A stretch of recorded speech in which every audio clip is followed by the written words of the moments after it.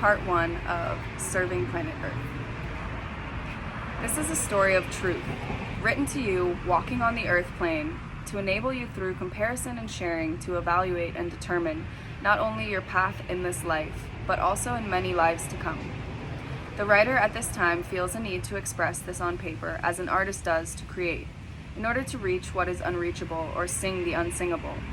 I therefore relate this story to you, for you, in our love for each other, in this our journey. By reading, you shall unfold, for it is no accident that you are being reached at this moment in this way. The history of your life lives up to this point, and for some will shine onwards towards a different light. To talk to you through words, to express at soul level with writing, is a task with certain limitations. But they will arise no matter what the medium, for man is divine and cannot truly be related to in time and space. However, your emotions, feelings, and intellectual self can and will be reached. And that joy and sharing will send a light out across the universe of consciousness, for every joining is a joy to God. The book you are reading is not of this world, but let that not trouble you. In any systems of learning, the knowledge or wisdom has to come down from a creative source. I am that source. I claim no other right over what is written than does the messenger, for we are both being used by a greater force, which is part of you, my reader, and which is endeavoring to reclaim that part of your being that you have shunned or neglected over the past eons. In the following days, as you read this, certain characteristic changes may occur in your being. I feel it is only fair karmically to tell you this now, for even though this course or book is totally positive, I have no right to change you or have a part in such action without previously forewarning and giving you the option of free will. Now, my friend, if you are staying with me on this journey, I thank you and express my welcome. Long ago on your Earth, approximately 35,000 of its cycles around its sun, I lived here, and lived here in joy and happiness. For this was a world of immense beauty and excitement. Events were happening which were of considerable importance to the karma of the planet and her people. She was undergoing a transmutation from a planet of animal life to one where the very gods would manifest themselves. She felt honored to host the physical manifestation of gods, for they had the potential not only to change themselves, but also her.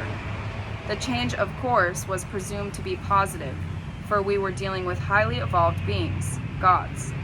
The gods combined their divinity and physical body with that of the root race of mankind in the physical, forming a human being.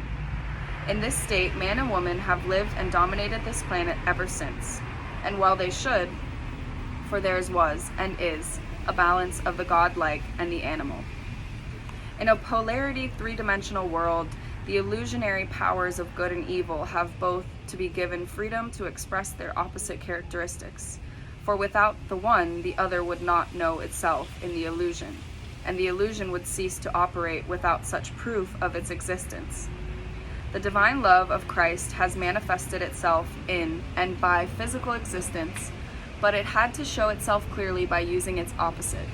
Although that opposite was only an illusion created for that very purpose, here we come to a very critical part, and one around which this book revolves considerably, because you, the reader, have to realize the fact and so clear up a misconception that you, on the planet Earth, have lived under.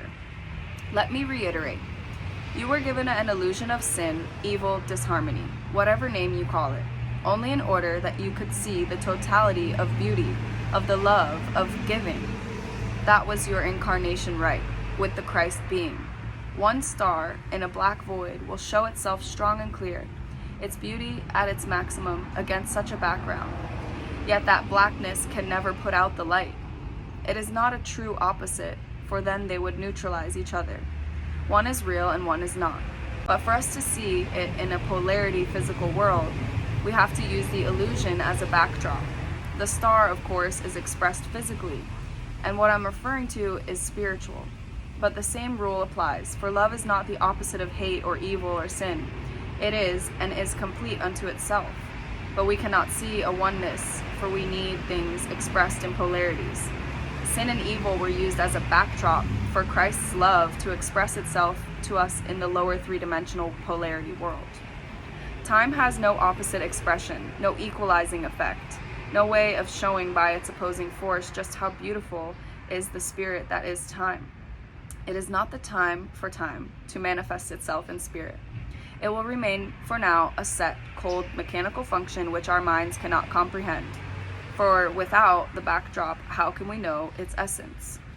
In this our world, our universe, our time, God is expressed in the Christ spirit of love as ruler and maker. The Christ spirit made the backdrop so it could be known to you, and it made all other manifestations too. For this is the time our Christ expresses itself.